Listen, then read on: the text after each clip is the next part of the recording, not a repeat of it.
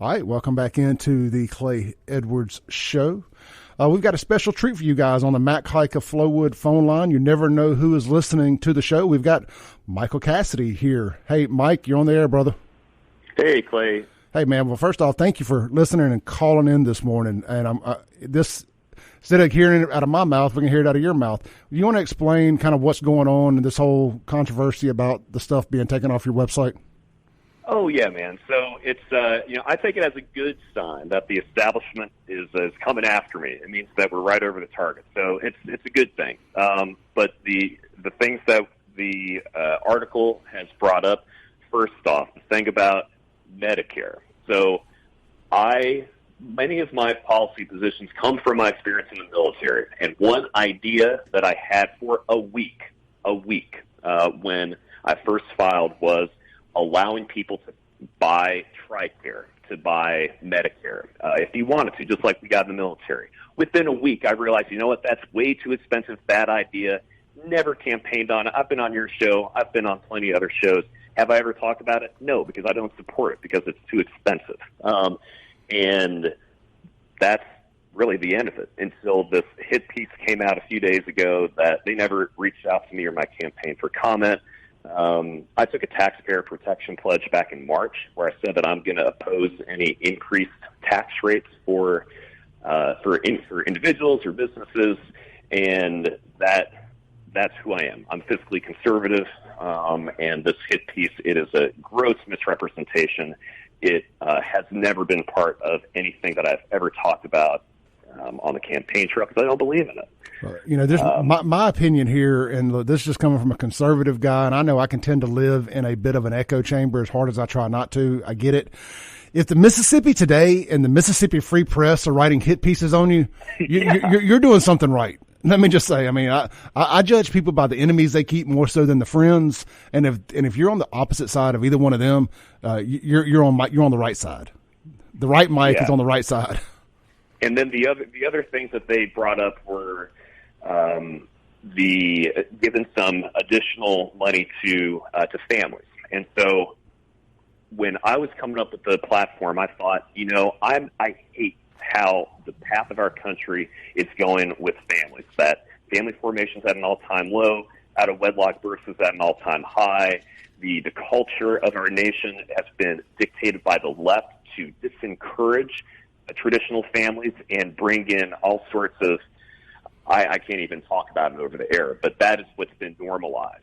And I thought, maybe we can offset some of the costs instead of money that's going to these weird things that's going not towards family formation, that it goes to family formation. It was going to be revenue neutral. But, I got some feedback from people in the last couple of weeks, and they said, Mike, that's really not all that conservative. And so I thought about it, and I updated my plan to focus more on tax deductions for children. It's simpler. It allows people to keep more of their income in this terrible Biden economy. And I think it's a better platform. I believe I saw it. It is now. I apologize. I was going to say I believe I saw it. And did it say up to $10,000 for each kid now? Well, no. So to be very clear, it is not a grant. If you have say $10,000 of taxes, now you would not have to pay, but you would get that money back. But it's not just if you have 7 kids, you get $70,000. To be very clear, it is not that. It is not a grant. Gotcha. Yeah. I know. I didn't. That's not how I took it. I took it as a tax write-off, not a grant. Yes, exactly. You just get to keep more of your own income, which is really what we ought to be getting to, is to reducing the income tax rates for everybody across the board. I got it. Well, look, Mike, I appreciate you taking the time out this morning to call in and clear that up for us. And look, that's the best. All we can ask for is people that are upfront and not scared to jump on the show and own mistakes or whatever, and go from there, brother. Looking forward to casting my vote for you here on the 28th. It's 28th, correct? Right on. Thanks, Clay. Yep, 28th. All right, man. We'll talk to you again before then, I'm sure. All right, take care. Yep, bye. All right, we got another caller here on hold on the Mac Haik of Flowood phone line. Hey, caller, you're on there. I cannot tell you how refreshing it is to hear a politician say, I had a thought, and I was wrong, and I admit it, and here's what we're going to do different. So every time I hear anybody else talk, I can't tell you another politician that actually has said that. There's just always, here's what it is, and I'm going to ride this dead horse all the way to the finish line. Well, he just did was awesome. I don't know anything about the story you're talking about, but I heard him just say, I had a thought, I was wrong, and let's go somewhere else. That is awesome. And you know what's funny about that is all Mike Guest had to do was say that about the January 6th commission. Yep. And I would most likely would have just gone in there and cast my vote for Guest. Yep. All he had to do was say, you know what, I was wrong. I'm sorry. If I had to do it over again today, I would not have done it. Just be human and not an elite. Yep. That's it, brother. That's all I had to do. And I know nothing about Cassidy, except that I will tell everybody I know to vote for him. That's the only thing I know about him. Yep, I agree, man. All right, brother, I appreciate you. All right. Uh-huh. All right, well, look, man, that was good stuff there. Great call from Michael Cassidy, and then follow-up call there.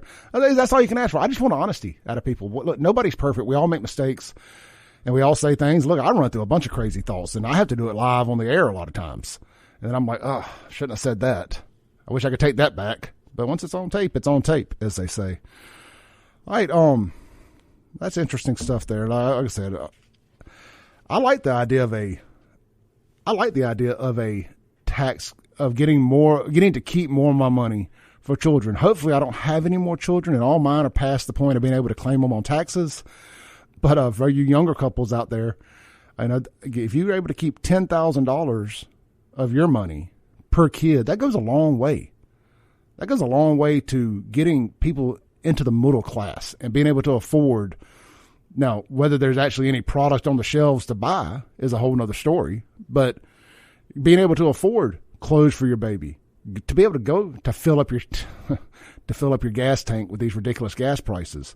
We need to be able to keep more of our money and quit sending it overseas. You know, I've got, sitting across from me right now, I've got Miss Mary Quick with Toys for Tots. You know, they're in need of a building to run their operation out of this year. Well, why can't our government pay for that instead of sending $40 billion? Would it be? No, it's actually over $100 billion. This last time was $40 billion to Ukraine. I mean, where's our tax money going?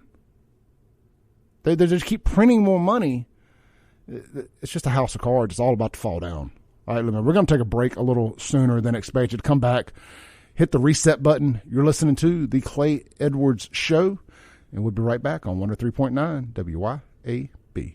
Thanks for listening. Tune in tomorrow at 7 a.m. as The Clay Edwards Show discusses all that is going on in and around the city of Jackson. This concludes our broadcast day. Right here on 103.9 WYAB.